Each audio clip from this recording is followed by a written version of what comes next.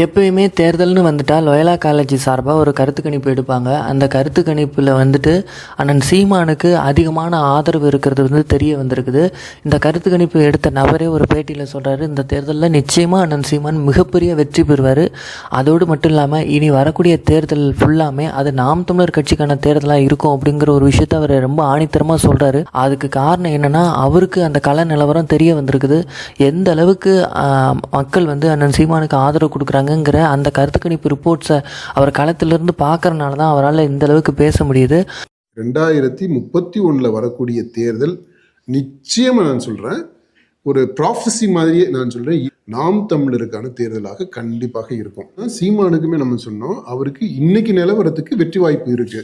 இந்த கட்சி அந்த ஆட்சி அமைக்கிறதுக்கு வருது பாத்தீங்களா, அணியாக வர்றாங்க பாத்தீங்களா, அந்த அணியை தீர்மானிக்கக்கூடியதே நாம் தமிழராக தான் இருக்கும். இதே தான் வந்து பார்த்திங்கன்னா ரவீந்திரன் துரைசாமி சொல்கிறாரு, இந்த தேர்தலில் அண்ணன் சீமான் வந்து 17% வாக்கு பெறுவாருங்கிறத சொல்கிறாரு. இதுக்கு முன்னாடிலாம் அண்ணன் சீமானோட ஓட்டு எப்படி கூடும் அப்படின்னு பார்த்தீங்கன்னா 1லேருந்து 4, அப்புறம் 6, அப்புறம் 8ன்னு சொல்லிட்டு 2ஆம் வாய்ப்பாடு மாதிரி 2 தான் கூடிக்கிட்டு இருந்துச்சு.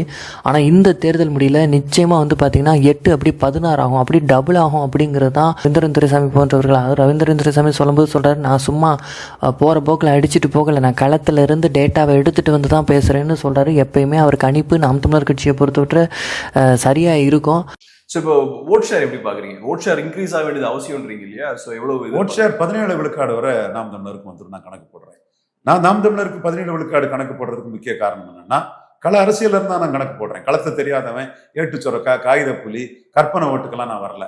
ஆனால் ஒரு சில கருத்து கணிப்பில் விஜய் வந்ததுனால அண்ணன் சீமானுக்கு ஓட்டு குறைஞ்சிருங்கிற மாதிரியான ஒரு பேச்சு இருக்குது. இதுக்கு காரணம் என்ன அப்படின்னா, பிறமொழியாளர்கள் வந்து காழ்ப்புணர்ச்சினால் அவங்க கருத்து கணிப்புங்கிற பேரில் இப்படி ஒரு கருத்து திணிப்பு செஞ்சுக்கிட்டு இருக்கிறாங்க. ஆனால் அப்படி கிடையாது, கள நிலவரம் அதை சொல்லலை. அண்ணன் சீமானுக்கு பெரிய ஆதரவு இருக்குது, அந்த ஆதரவு பல மடங்காக பெரிய இருக்குது அப்படிங்கிறது தான் இந்த லோயலா காலேஜ் கருத்து கணிப்பு எடுக்கிறவர் சொல்கிறதுல இருந்தும் ரவீந்திரன் துரைசாமி பேசுகிறதுல இருந்துமே நமக்கு தெரிய வருது.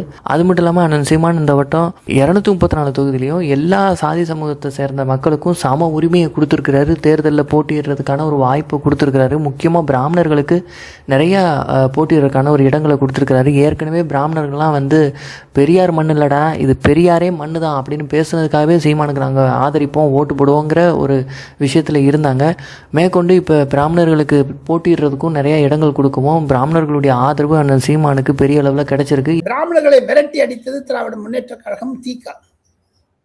அதை எதிர்த்து ஈவி ராமசாமிக்கு மண் இல்லை, ஈவி ராமசாமியே மண் என்று சொன்னாரே சீமான், அவருக்கு 10 குடும் கும்பிடு. எனக்குன்னு பேசுறதுக்கு ஒரு தலைவர் இருக்கான், எனக்குன்னு ரெப்ரசன்டேஷன் 7 பேர் 6 பேர் கொடுத்துருக்கானே, அது வரவேற்கிறேன். என் தனிப்பட்ட முறை கருத்து. அந்த ஏமாத்தலோட சீமான் தேதி சரியா ஓப்பன் அடிக்கிறார், பேட் அடிக்கிறார், பட்டு அடிக்கிறார், 6 ஆடுற போது 4 4 ஆடுற போது. அதுதான் என்னுடைய கருத்து. இதுக்கு ரவீந்திரன் துரைசாமியும் காரணம்னு சொல்கிறாங்க. ஏன்னா ரவீந்திரன் துரைசாமி தான் அண்ணன் சீமான்கிட்ட இப்படி ஒரு ஆலோசனையை கொடுத்துருக்கிறாரு. பிராமணருக்கு வந்து நீங்கள் தேர்தலில் போட்டியிட நிறையா சீட்டு கொடுத்தீங்கன்னா பெரிய அளவிலான ஒரு ஆதரவு உங்களுக்கு கிடைக்கும்னு அதை அப்படியே செஞ்சு அண்ணன் சீமான் ஒரு பெரிய ஆதரவு வட்டத்தை உருவாக்கியிருக்கிறாரு. இதுக்கு முன்னாடி சட்டமன்ற தேர்தல் வந்தப்போ 2016 அண்ணன் சீமான் கடலூரில் போட்டிட்டாரு, 2021 திருவொற்றியூரில் போட்டிட்டாரு. அதெல்லாம் வடக்கு பக்கத்தில் தான் எப்போ பாரு போட்டிகிட்டு இருந்தார். அப்போவே வந்து நாம் தமிழர் கட்சி தென் மண்டலத்தில் இருக்கிறவங்க எல்லாருமே சொன்னது என்ன, நீங்கள் தென் மண்டலத்தில் தென் தமிழகத்தில் வந்து ஒரு தொகுதியில் போட்டியிடணும், அப்படி போட்டிட்டீங்கன்னா நீங்கள் நிச்சயமாக வெற்றி பெறுவீங்கன்னு எல்லாரோட கோரிக்கையாகவுமே இருந்துகிட்டு இருந்தது. குறிப்பாக வந்து பார்த்திங்கன்னா தென் தமிழக பகுதியில் முத்தரையர் சமூகத்தினுடைய மிக முக்கிய பிரதிநிதியாக இருக்கக்கூடிய நபர் வந்து மேடையிலேயே பேசும்போது அண்ணனுக்கு அந்த கோரிக்கையை வச்சார். உங்களை ரொம்ப நேசிக்கிறவங்க, உங்களை வந்து பற்று கொண்டு உங்களை வெற்றி பெற வைக்கிறதுக்காக காத்துட்ருக்கவங்க எல்லாருமே தென் மாநில மக்கள் தான், அதனால் தயவு செஞ்சு நீங்கள் இந்த வட்டம் தென் மாவட்டத்தில் போட்டியிடணும்னாரு. எங்க அண்ணன் செந்தமிழன் சீமான் இந்த முறை சட்டமன்ற உறுப்பினர் ஆகணும் அப்படின்னா அண்ணன் வந்து சென்னை பக்கம் நிக்க கூடாது. உங்களை நேசிக்கிறவங்களா தென் தமிழகத்திலையும் டெல்டாவிலையும் தான் இருக்கும். நீங்க அங்க இருக்க கூடாது. திருச்சியில ஒரு 500 பேர் 1000 பேர் திரட்டுறோம், அண்ணன் அங்க வர அங்க இருக்கக்கூடிய திமுக மந்திரி எல்லாம் அயோக்கிய பயிலுங்க மணலை திருடுறோம் அப்படின்னு சொன்னா அந்த இடத்துல 1000 பேரை திரட்டி வைத்து அண்ணனுக்காக காத்து நிற்பான் எங்க தம்பி. அதே மாதிரி சீமான் அவர்களும் கோரிக்கையை ஏற்று காரைக்குடியில் போட்டிட்டு தான் இருக்கிறாரு. அவரை வெற்றி பெற செய்யணும் அப்படிங்கிறதுக்காக பெரிய அளவில் தென் தமிழ நாம் தமிழர் கட்சி உறவுகள் வந்து இருக்கிறாங்க. தமிழக வெற்றி கழகத்தில் வந்து நடிகை, அதாவது சீரியல் நடிகை ரஞ்சனா நாச்சியார் வந்து பயணித்துக்கிட்டு இருந்தாங்க. அவங்க வந்து இந்த பஸ்ஸில் ஃபுட்போட் அடித்த பசங்கள்லாம் இறக்கி திட்டி அதில் பிரபலமானவங்க. அவங்க வந்து இன்றைக்கி விஜய் திருசா கூட போகவும் கட்சியிலேருந்து வெளியே வந்து விஜய்க்கு எதிராக விமர்சனத்தை முன்வைக்க ஆரம்பிச்சிருக்கிறாங்க. நிறையா பேட்டி கொடுக்குறாங்க. அவங்க ஒரு பக்கம் சொல்லும்போது சொல்கிறாங்க, திமுக வந்து இந்த மாதிரி பெண்கள் விஷயத்தில் வீக்கு, நிறையா வந்து பொண்டாட்டி கட்டிட்டார் கலைஞர். அதே மாதிரி வந்து அதிமுகலேயும் நிறையா பெண் பாலியல் குற்றச்சாட்டுகள் நிறைய பேர் மேலே இருக்குது அப்படிங்கிறத டிவிகேக்காரவங்க வந்து சொல்கிறாங்க. அப்படி சொல்லி விஜயை வந்து நியாயப்படுத்த பார்க்குறாங்க. நான் என்ன கேட்குறேன்னா, அவன் சரியில்லை இவன் சரியில்லைன்னு தானே நாயை நீ வந்த, இப்போ நீயும் சரியில்லை அப்படின்னா நாங்கள் எதுக்கு உனக்கு ஓட்டு போடணும் அப்படின்ட்டு ரொம்ப அற்புதமாக கேட்குற அந்த ரஞ்சனா நாச்சியார் இன்னொரு விஷயத்தையும் சொல்கிறாங்க. அப்போ மாற்றுங்கிற இடத்துல இருந்து நீ போயிட்ட, நீ உண்மையான மாற்று இல்லை, அப்போ உண்மையான மாற்றுனா அது அண்ணன் சீமான் தான் இருக்கிறாரு, அப்போ அவருக்கு தான் நாங்கள் போடணும் அப்படின்னு ஓப்பனாக அடிக்கிறாங்க. விஜய் த்ரிஷா இஷ்யூனால பெரிய அளவில் வாக்குகள் நாம் தமிழர் நோக்கி வர இருக்கு. அது எல்லாத்துக்கும் மேல அவரை சுத்தி இருக்கவங்களே முதல்ல நீ கரெக்டா வைக்க முடியலையே. நீங்களே முதல்ல உங்களை கரெக்டா வச்சுக்கணும். நீங்க எப்படி பார்ட்டியை ரன் பண்ண போறீங்க? ஃபுல்லா கரப்ஷன், எல்லாத்துக்கும் காசு. அப்போ இதெல்லாம் எப்படி கரெக்ட் பண்ண போறீங்க? காசுனா எது இதெல்லாம் மீன் பண்றீங்க? இப்போ கட்சியில பதவிக்கு காசு, சீட்டுக்கு காசு, இப்படி ஒன்னொன்னுக்குமே உள்ள காசு இல்லாம கிடையாது. எல்லா கட்சியிலும் இருக்கிறது தானே. தாவேக்கா மட்டும் அதுல என்ன விதிவிலக்கு? தாவேக்கா மட்டும் விதிவிலக்கு. தாவேக்கா இஸ் கம் ஃபார் டிஃபரன்ஸ் இல்ல. தாவேக்கா இஸ் கம் ஃபார். நீங்க ஏங்க அப்ப ஏடிஎம்கே ஓட்டு போக கூடாது, ஏன் டிஎம்கே ஓட்டு போட்டு போக கூடாது? மாற்றம் வேணும்னு நினைச்சா எங்க அண்ணன் சீமான் கூட ஓட்டு போடுங்க. ஏன் நீங்க ஒய் விஜய்?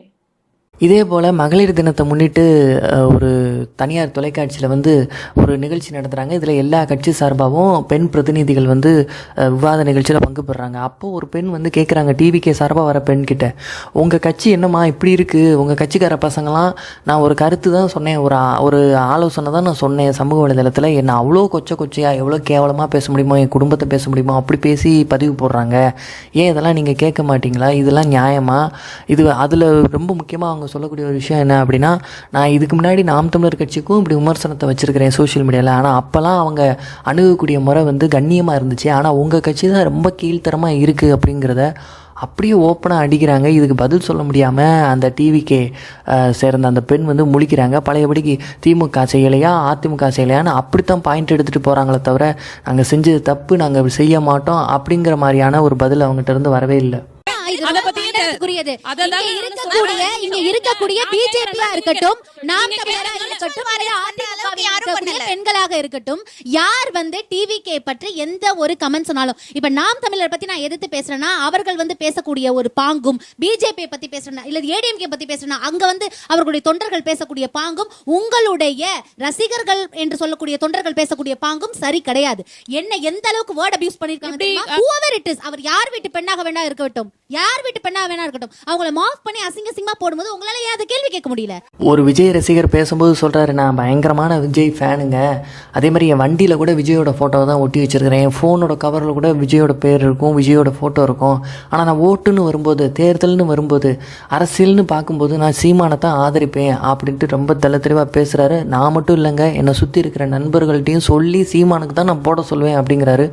அந்த அளவுக்கு வந்து பெரிய அளவில் அண்ணன் சீமானுக்கு வந்து மேலும் செல்வாக்கு அதிகரிச்சுக்கிட்டே இருக்கு. என் போனை கூட பாருங்க, டிவிக்கு அந்த போன் தான் இருக்கு. டிவிக்கோட இதுதான் வச்சிருந்தேன், ஸ்டிக்கரே வச்சிருந்தேன், நான் டிவிக்கு ஸ்டிக்கர் வச்சிருந்தேன், செல்லே வச்சிருந்தேன். என் பைக் கூட அங்கே முன்னாடி இருக்குது. அதுவும் விஜய் போட்டோ ஒட்டி விஜய்க்கு வரனால சீமானுக்கு ஓட்டு குறையன்றாங்க. அப்பெல்லாம் ஒரு மாற்றம்லாம் கிடையாது. கன்ஃபார்மா சீமானுக்கு வரது சீமான் தான் கண்டிப்பா வரும். எங்க குடும்பத்துல இருக்கிற ஒரு 15-20 பேர் இருக்கிறோம். என் ஃப்ரெண்ட்ஷிப் சரௌண்டிங்லும் சரி, அங்க தமிழ்நாடு டைட்டி பொழுதுவாக்க சங்கத்துல இருக்கோம். எங்க சங்கத்திலையும் பார்த்தா ஒரு 5000 பேர் இருக்காங்க இங்க திருவள்ளூர் மாவட்டத்தில் மட்டும். ஆனா அவங்களும் முக்காசி மேக்ஸிமம் பாத்தீங்கன்னா எல்லாம் சீமான் தான் சப்போர்ட் பண்ணுவோம். எனக்கு கிட்ட ஒரு 3 வருஷமா சீமான் தான் ஓட்டு போட்டுருக்கோம். இப்போ டிவிக்கே வந்தா கூட சீமான் தான் மேக்ஸிமம் நாங்க போடுவோம். நிறைய விஜய் ரசிகர் இருந்தா கூட இப்போ பாத்தீங்கன்னா மெயினா வந்து நாங்க சீமான் தான் ஓட்டு போடுவோம். விஜய் ரசிகரா இருந்தாலும் நம்ம விஜய் ரசிகர் இருந்தா கூட சரி சீமான் தான் போடுவோம்.